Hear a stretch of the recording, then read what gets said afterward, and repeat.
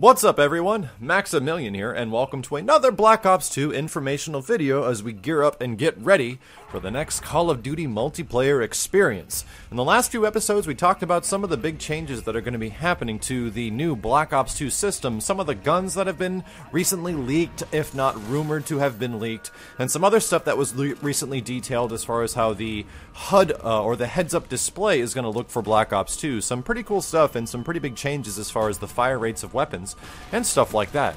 But perhaps the biggest one, and the one that is not really a rumor anymore, and I think this has been all but confirmed other than the fact that it has not been officially announced yet, but it's been told by members of the Treyarch community that, that this is real, that this is actually how things are going to be in Black Ops 2.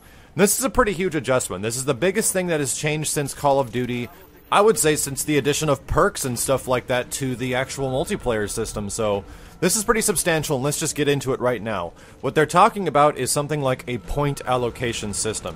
Now, to make sense of this, what I'll give you guys is a couple of examples. When you equip weapons, when you equip perks, when you equip secondaries, when you equip flashbangs, all these things just normally went into slots in previous Call of Duty games. They had a slot where you can fill it, and if you put something there, you got something, but you had to place something in that slot in order to use it. A secondary weapon, a primary weapon, 3 perks, kill streaks, death streaks, stuff like that.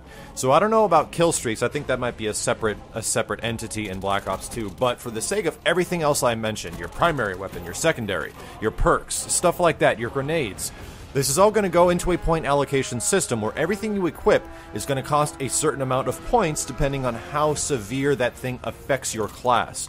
So, for example, some of the things that are the more class-affecting severity type of things that you'd be thinking about are your primary weapon and your secondary weapon. Now, let's think about this for a second. If you're running around and you have a primary weapon, let's say that costs like 3 points and you have 10 points. Well, your primary weapon would cost 3 points and your secondary weapon might cost like 2 points, and that secondary could be a variety of things between like machine pistols, handguns, etc., and launchers. When you start assigning these things and you start filling up the categories, you can get your normal, quote-unquote default Call of Duty setup. And something that would just look really similar to previous Call of Duties, something like Call of Duty 4, Modern Warfare 2, and stuff like that. However, with the advent of Modern Warfare 3, they gave you the specialist and the opportunity and option to run around without the availability of kill streaks to make yourself a super soldier if you performed well. And now Black Ops 2 is going to offer something like that, but a bit different with this point allocation system. Since all these things cost points, you can focus your points on certain areas. If you don't want to equip like a primary weapon or a secondary, and even I think in some of the quotes from Treyarch they have mentioned that this being the case, that if you don't do something like this, this is what you get a result as the example they said. So you don't put on a primary, you don't put on a secondary, that frees up a ton of points. Points that can be used for other things, like perks, or other secondary weapons, or other, grenades or incendiary weapons and things like that. So you get this opportunity now to not run primary weapons at all, but you'd get a ton of perks, if not, like, I would say 3 or 4, maybe 5 or 6 actual perks that you can use at any given time.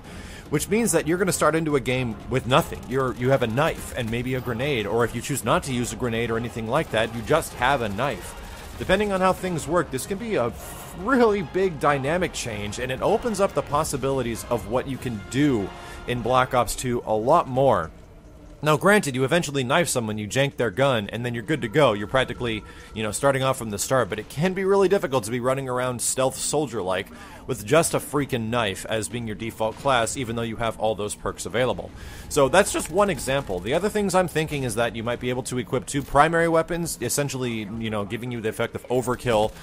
Forget your secondary weapon, equip a couple more perks, stuff like that. Stuff that would more benefit the weapon you're using or the type of playstyle you're looking forward to playing as. So if you just think about it, there's a lot of dynamics that can happen from this, and it actually changes the way Call of Duty most likely will be played pretty heavily, even more so than anything I've talked about before, with the larger variety of weapons that is rumored to be in the game, with the fire rates of certain guns, with how Black Ops 2 is kind of like changing the way things are, trying to get rid of campers and stuff like that.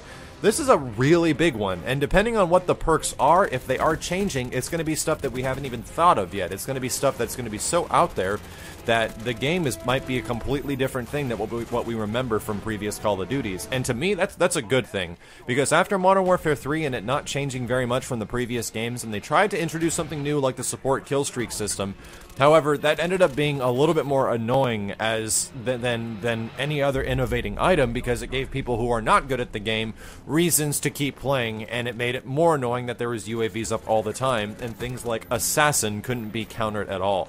So it's I really have high hopes for Black Ops right now. This stuff gets me excited because it gives me a new reason to try to play Black Ops 2 more than you might have a previous Call of Duty. So stuff like that. Let me know your guys' opinions down below. If you want to leave a comment if you think this point allocation system is a good thing, or if you think they should stick to the formula of previous Call of Duties and go with the base class system where you fit things into categories and you either fill it and use it, or you just don't use it at all. Some fairly interesting stuff, and hopefully the next version of Call of Duty, being Black Ops 2, is going to take things in a much different direction, and I kind of want that myself. But if you guys enjoyed the video, please leave a thumbs up below.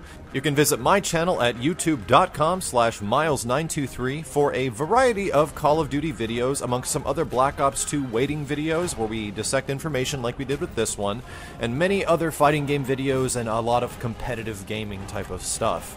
But until then, thank you all very much for watching this video. This has been Maximilian, signing out.